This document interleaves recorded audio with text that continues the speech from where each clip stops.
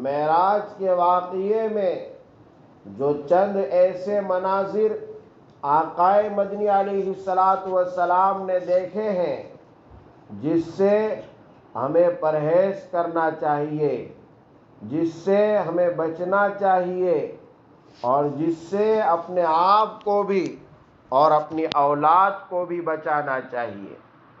وہ مناظر چند ایسے ہیں کہ آقائے مدنی علیہ السلام جب معراج کے سفر پر تھے تو آقائے مدنی علیہ السلام نے ایک جگہ چند مردوں اور چند عورتوں کو ایسی حالت میں دیکھا کہ ان کے ناخن جو تھے وہ تانبے کے تھے، ان کے ناخن تانبے کے تھے، اور جس کے ذریعے سے وہ اپنے سینوں کو اور اپنے چہروں کو بری طرح نوچ رہے تھے، چھل رہے تھے، چمڑا نکال رہے تھے۔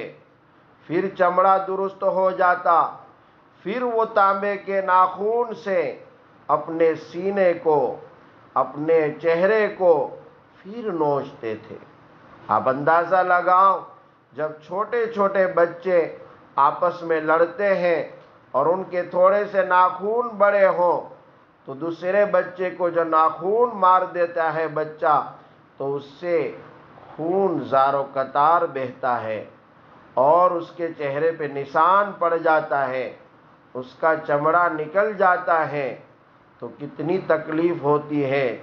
اور یہ تو انسان کے ناخن، اور وہاں تو تانبے کے ناخن کر دیے جائیں گے، اور اس ناخن کے ذریعے وہ اپنے چہروں کو اور اپنے سینوں کو نوچ رہے ہوں گے۔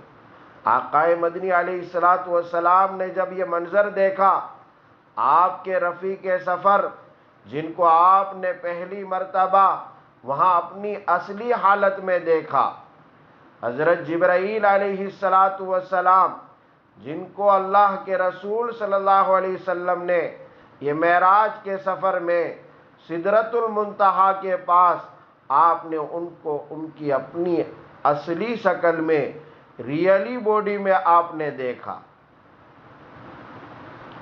حضرت جبرائیل علیہ السلام سے پوچھا، بتلائیے کہ یہ کون لوگ ہیں جن پر اتنا بڑا عذاب مسلط کیا گیا ہے؟ آقائے مدنی علیہ السلام نے یہ منظر دیکھ کر پوچھا تو حضرت جبرائیل علیہ السلام نے جواب دیا، یا رسول اللہ صلی اللہ علیہ وسلم، یہ وہ لوگ ہیں جو لوگوں کی پیٹھ پیچھے غیبت کرتے ہیں، جو ان کی برائیاں کرتے ہیں پیٹھ کے پیچھے، مرد مردوں کی، عورتیں عورتوں کی، یا جو چاہے جس کی، وہ جو ہے اس کی پیٹھ کے پیچھے برائی کرتے ہیں اور ان کی آبرو ریزی کرتے ہیں، ان کی عزتوں کو نیلام کرتے ہیں، ان کو بدنام کرنے والے لوگ ہیں۔ یہ وہ لوگ ہیں، انہوں نے یہ کرتوت کیے جس کی وجہ سے اللہ تبارک و تعالیٰ نے ان کو یہ سزا دی۔ آج غیبت کرنے کا مرض بہت تیزی کے ساتھ پھیل چکا ہے، اور غیبت ایک ایسا گناہ ہے جس کو مرد اور عورتیں برا بھی نہیں سمجھتے، گناہ بھی نہیں سمجھتے۔ میں بارہا کہتا ہوں کہ آپ نے جس کے پیچھے برائی کر دی ہے، کیا آپ اس سے کبھی معافی مانگنے جاؤ گی؟ آپ کیوں دوسروں کی باتیں کر رہی ہو؟ کیوں دوسروں کے عیب اچھال رہی ہو؟ کیوں دوسروں کی برائیاں کر رہی ہو؟ یہ واقعہ وہ واقعہ ہے، یہ منظر وہ منظر ہے جو آقائے مدنی علیہ السلام نے ایک مرتبہ معراج میں دیکھا تھا، یہ کہ چند لوگ، مرد اور عورتیں جن کے ناخن تانبے کے ہیں، اور وہ اپنے ناخنوں کے ذریعے اپنے سینے کو نوچ رہے ہیں، اپنے چہرے کو نوچ رہے ہیں۔ تو آقا مدنی علیہ السلام سے رہا نہ گیا، آپ نے دریافت کیا، اے جبرائیل یہ کون لوگ ہیں؟ فرمایا یہ وہ لوگ ہیں جو لوگوں کے پیچھے ان کی برائی کرتے ہیں، ان کی غیبت کرتے ہیں۔ آقا مدنی علیہ السلام نے ایک مرتبہ بیان فرمایا کہ غیبت کرنا ماں کے ساتھ زنا کرنے سے بھی بڑا گناہ ہے، بہت بڑا گناہ ہے۔ قرآن کریم میں غیبت کرنے کے متعلق اللہ تبارک و تعالی نے فرمایا، کیا تم یہ پسند کرتی ہو کہ تم اپنے مردار بھائی کا گوشت کھاؤ؟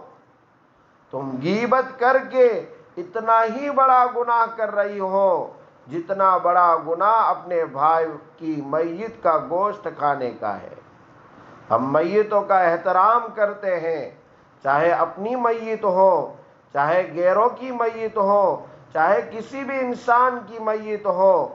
ہمارا اسلام میت کے ساتھ عزت اور احترام کے ساتھ پیش آنے کا حکم دیتا ہے۔